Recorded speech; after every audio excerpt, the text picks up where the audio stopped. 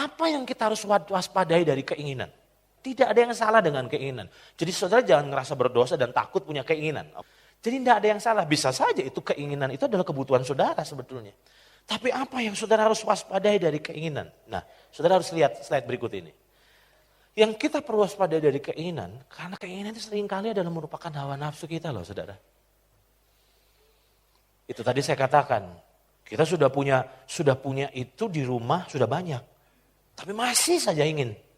Ibu-ibu udah punya tas stoknya 10 di rumah. Lihat tas lagi pengen beli lagi. Padahal sebetulnya belum tentu dipakai. Saudara harus paham bahwa apa yang menjadi keinginan kita, kalau kita tidak hati-hati itu bisa merupakan bentuk dari hawa nafsu kita loh saudara. Nah itu sebabnya apa yang berbahaya dengan meminta apa yang jadi keinginan. Coba saudara lihat ini. Yakobus pasal 4 ayat 3 bilang begini. Atau kamu berdoa juga, tetapi kamu tidak menerima apa-apa. Karena kamu salah berdoa. Sebab yang kamu minta itu hendak kamu habiskan untuk memuaskan apa saudara? Hawa nafsumu.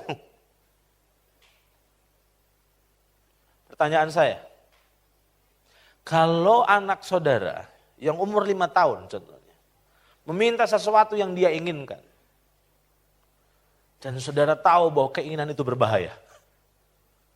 Saudara kasih? Saudara beri? Padahal saudara bisa memberikannya loh saudara. Ini bukan masalah tidak mampu. Saudara bisa. Tapi anak saudara dengan ngotot, nangis, sambil guling-guling. Itu kan bentuk terorisme anak kecil. Memaksa keinginan demi mempermalukan orang tua sampai orang tua nyerah dan udah dikasih. Nah, masalahnya adalah banyak orang Kristen di alam roh seperti itu ya Bu ya. Kita desak Tuhan, kita paksa Tuhan, nggak dikabulin, tak tambahin puasa. Waduh, desak lagi. Terus apalagi kita desak terus sampai akhirnya gini, masa sih Tuhan juga nggak bosen? Sampai akhirnya udah, tak kabulin. Saya mau katakan sama saudara, Tuhan itu tidak akan pernah menyerah. Karena dia terlalu mencintai saudara. Dan selama yang saudara minta itu adalah hawa nafsu yang berbahaya, dia tidak akan berikan. Nah kalau saudara nggak ngerti ini, saudara jadi kecewa dong.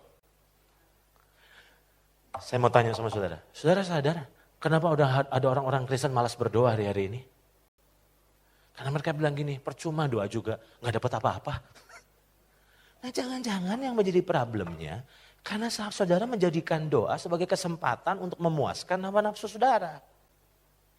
Dan Tuhan tidak ingin memuaskan hawa nafsumu. Karena Tuhan ingin memenuhi apa yang kau butuhkan.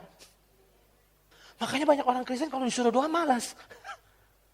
Saudara mau tahu, secara teori kita tahu bahwa doa itu penting.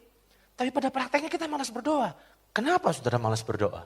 Karena saudara ngerasa bahwa doa saudara itu gak ada hasilnya. Dan kalau tidak ada hasilnya dan tidak ada faedahnya buat saudara, makanya saudara malas melakukannya. Nah, kenapa sampai doa saudara sepertinya tidak ada gunanya, tidak ada hasilnya? Karena saudara tidak bisa membedakan antara keinginan dan kebutuhan. Sehingga saudara bilang, udah percuma doa, percuma. Bahkan kita ternyata menyesatkan orang. Tanpa sadar. Udah, gak usah doa-doa percuma. Saya juga minta juga gak dikasih. Tanpa sadar, saudara menyesatkan orang loh saudara. Sampai akhirnya mereka juga berpikir, ya deh, gak usah doa deh. Karena percuma minta juga gak dikasih. Saudara harus paham. Sekarang lewat pelajaran ini, apakah saudara sekarang memahami sebuah rahasia ini? Bahwa seringkali doa kita tidak efektif, doa kita tidak dijawab, bukan karena Tuhan tidak dengar, bukan Tuhan tidak mengasihi kita. Karena yang saudara minta itu hawa nafsu, yaitu keinginan dan bukan kebutuhan. Oke? Nah, itu sebabnya tadi saya sudah sempat menyinggung, bahwa apa yang kita minta sebenarnya sedang menunjukkan level kedewasaan kita. Saudara setuju? Apa yang kita minta sama Tuhan, itu sebetulnya sedang menunjukkan level kedewasaan kita.